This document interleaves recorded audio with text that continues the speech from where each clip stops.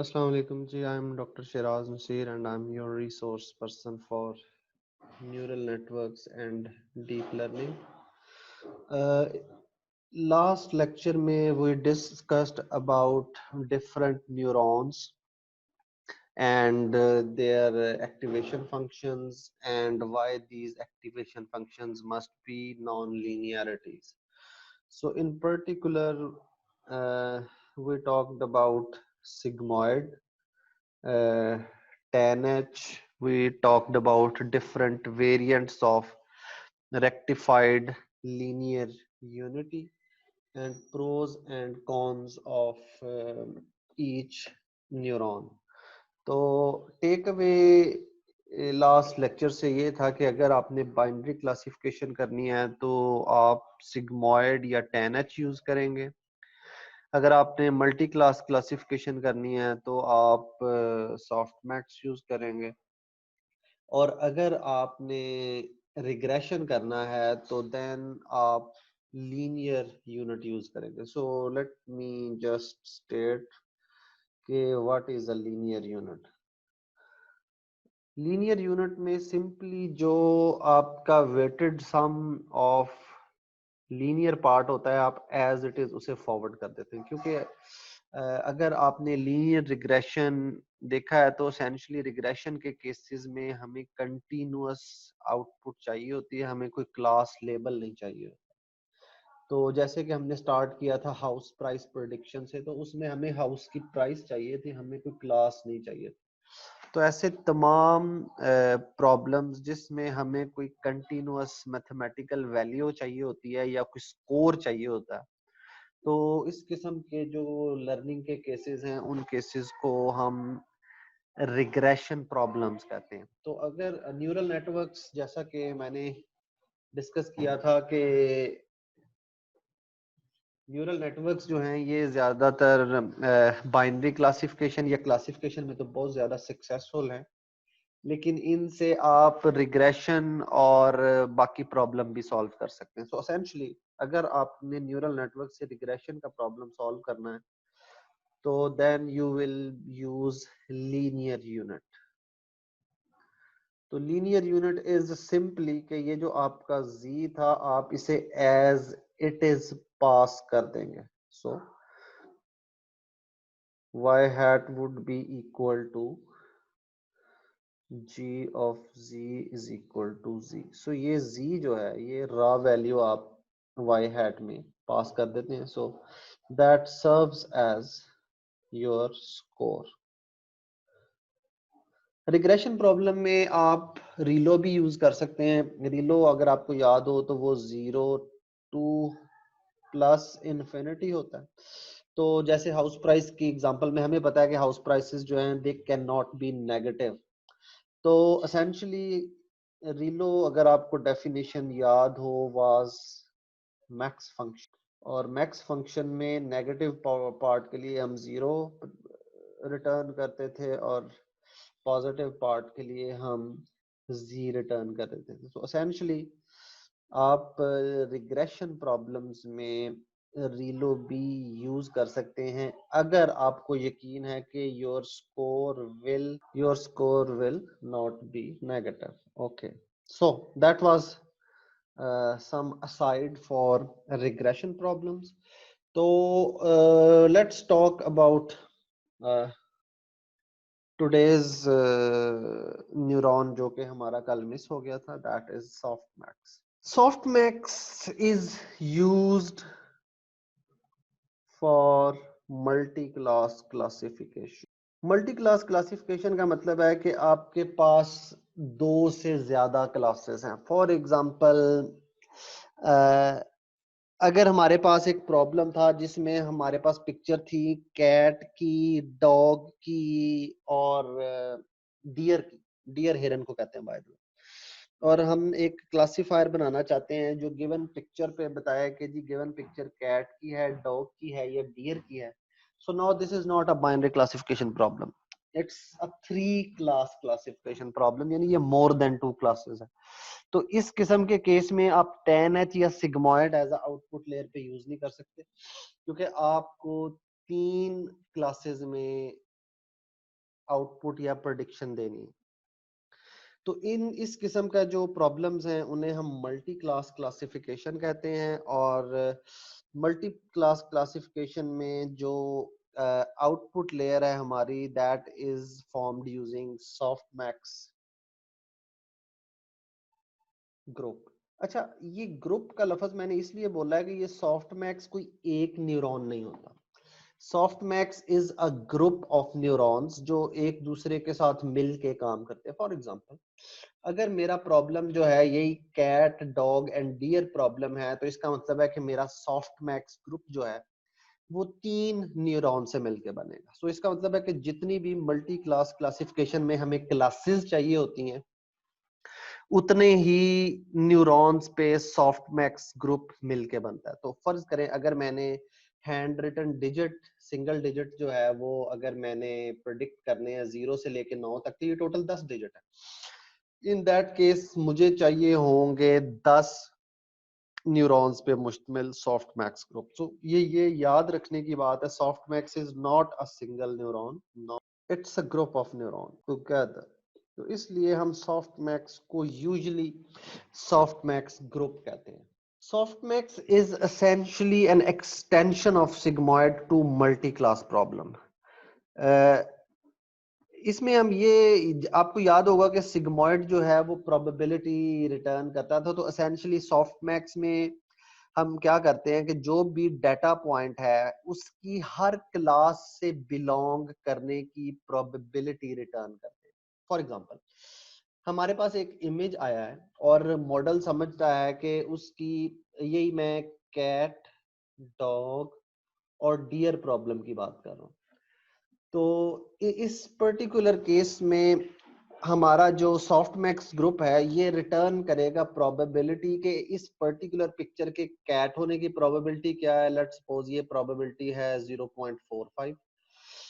इस क्लास के डॉग होने की प्रोबेबिलिटी क्या है, सपोज करें ये प्रोबेबिलिटी है 0.35, और इस क्लास के डियर होने की क्या प्रोबेबिलिटी है, दैट इज 0.30। सो एसेंशियली ये 3 न्यूरॉन्स पे मुश्तमिल ग्रुप था, और ग्रुप का हर न्यूरॉन जो है वो हर क्लास से इमेज के बिलोंग होने की प्रोबेबिलिटी रिटर्न करेगा। सो that is called the decision function of softmax. अब जब आपने क्लास प्रेडिक्ट करनी है तो सिंपली आप क्या करते हैं, आप इसमें से जो टॉप प्रोबेबिलिटी है उसे 1 करके वो रिटर्न कर देते।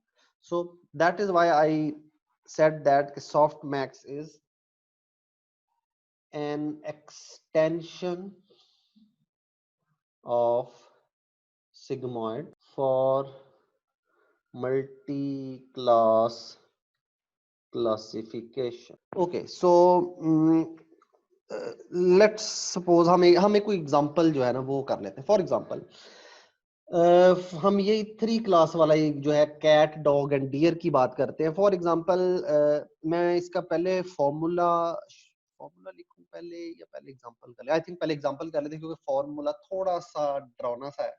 So I don't want you guys to get confused over it. So we'll write the formula at the end. Okay, so फर्ज करें हमारे पास सॉफ्टमैक्स ग्रुप था जो 3 न्यूरॉन्स पे मिलके बना था और हमने प्रोबेबिलिटी निकालनी है। सो अब तीनों न्यूरॉन्स ने हमें जो Z दिए हैं वो कुछ इस तरह से 1.2, 0.9 एंड 0.75।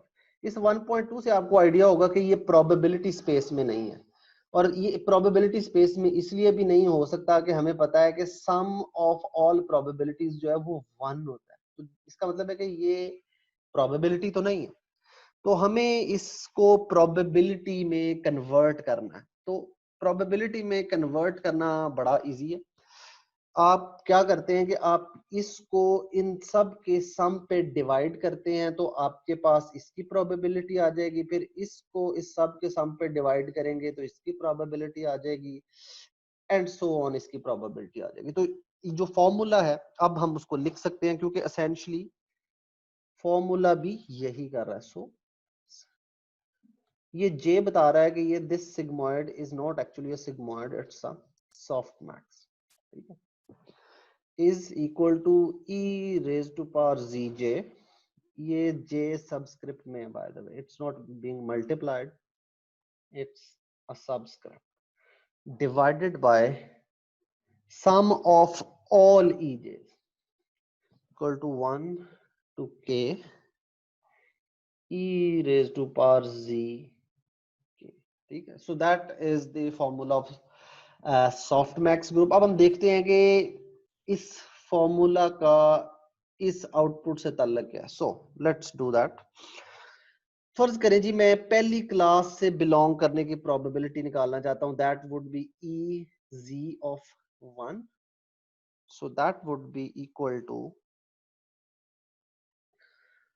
3.320 divided by 7.89. अब आप पूछेंगे सर ये 3.320 कैसे आया. So that is e raise to power 1.2. ये याद रखें ये 1.2 है और ये EZJ है. ये मैं अगर रेड से हाईलाइट कर सकूं तो ये मैंने इधर लिखा, ठीक है, डिवाइडेड बाय.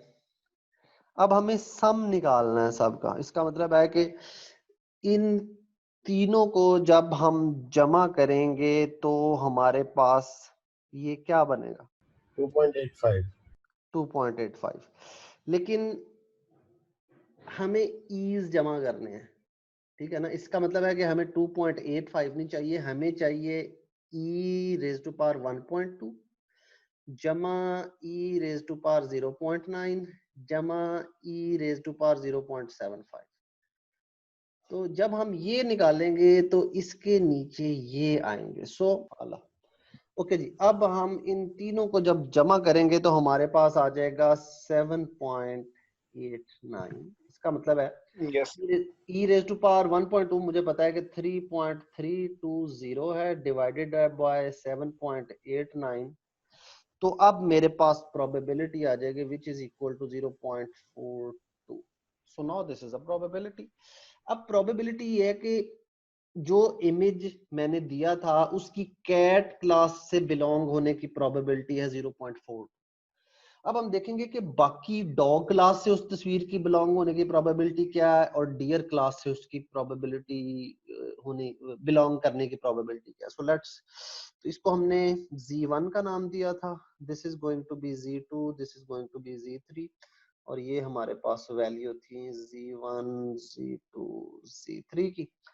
ez1 हमने निकाल लिया. अब हमने ez is equal to this guy 2.46 divided by the sum 7.89 and when you solve it you get yourself 0.3. I guess आप लोग verify करके मुझे बताएं कि क्या ये 0.3 ही है. Yes, sir. 0.311. ओके 0.31. चलो जी गुड इनफ. बिल्कुल सही. एंड देन इसका मतलब है कि जो हमारा इमेज है उसकी डॉग क्लास से बिलोंग करने की प्रोबेबिलिटी 0.31 है. अच्छा इस सारी सिचुएशन का सैनिटी चेक ये होगा कि ये जो तीनों प्रोबेबिलिटीज हैं इनका सम 1 होना चाहिए. ये चीज आपको हमेशा से पता होगी कि किसी भी चीज की तमाम जो प्रोबेबिलिटीज हैं उनका सम हमेशा 1 होता है. सो एक सैनिटी चेक जब भी आप सॉफ्टमैक्स को सॉल्व कर रहे हो वो ये है कि जो भी प्रोबेबिलिटीज आप सारी कैलकुलेट कर रहे हैं एक इमेज की उनका sum will always be approximately equal to 1. ठीक है. राउंडिंग में एरर आ सकता है, यानी कि अगर 0.99 भी निकल रहा है तो आप इसको 1 नहीं समझे क्योंकि आप कुछ राउंड ऑफ भी कर रहे हैं तो वो राउंडिंग का एरर जो है दैट इज फाइन. लेकिन essentially it should be approximately 1. So now let's solve z3. z3 अब हमारे पास है जी ये which is 2.17117 divided by 7.89 and that would be equal to 0.268. 268. जबरदस्त. 0.268. ओके. सैनिटी चेक क्या है जी? 0.42 plus 0.31 plus 0.268 should be approximately equal to 1। Yes sir 0.99 आ रहा है। 0.99 बस जबरदस्त हो गया। तो मैंने बताया था कि 0.99 इसलिए आ रहा है कि हमने राउंडिंग ऑफ भी की है काफी चीजें, तो essentially Yes, sir. 0.99 is 1। So sanity check का मतलब है कि अब हमारा जो ये प्रोबेबिलिटी थी, ये तीन ही प्रोबेबिलिटी हो सकती थी ना इमेज की, कि या तो वो कैट है या डॉग है या डियर है। तो हमें सॉफ्टमैक्स ग्रुप ने बताया जी कि सबसे ज्यादा प्रोबेबिलिटी जो है इसकी ये है कि ये एक कैट इमेज है। अब सॉफ्टमैक्स ग्रुप क्या करेगा, इन्हें इग्नोर करके इसको 1 करेगा और आपको कहेगा जी given image is a cat image. और ये काम करने के लिए उसे हर क्लास को रिप्रेजेंट करने के लिए एक न्यूरॉन चाहिए था, इसलिए मैंने इसको नाम दिया था कि this is a softmax group. Sir question ये कि जो आप ये काम कर रहे हैं, आपके पास जो डायरेक्ट आउटपुट आ रही है 1.2 0.9 0.75, आप तो उसको भी देख के बता सकते हैं कि आपकी इमेज क्या प्रेडिक्ट हुई है, क्योंकि हमेशा जो उसमें ग्रेटर नंबर होगा तो प्रोबेबिलिटी जो आप निकाल रहे हैं तो वही आपको वही क्लास मिलेगी प्रोबेबिलिटी में भी। बिल्कुल सही है, आपकी बात सही है, लेकिन हमारे पास जो अब जब हमने आउटपुट देनी होती है किसी लर्निंग एल्गोरिदम को, तो वो हम इंसानों ने नहीं देखनी होती, वो हमने हो सकता है अगली किसी लेयर को या अगले किसी मॉडल को देनी हो। तो असेंशियली सॉफ्टमैक ग्रुप हमें एक वे देता है किसी भी तमाम आउटपुट्स को प्रोबेबिलिटी स्पेस में मैप करने का। देखिए एसेंशियली अगर मैं सिग्मॉइड की बात करूं, तो सिग्मॉइड भी तो हमें जो है, या लीनियर रिग्रेशन भी हमें डायरेक्शन तो दे रहा था लेकिन स्ट्रेंथ नहीं दे रहा था, ठीक है ना।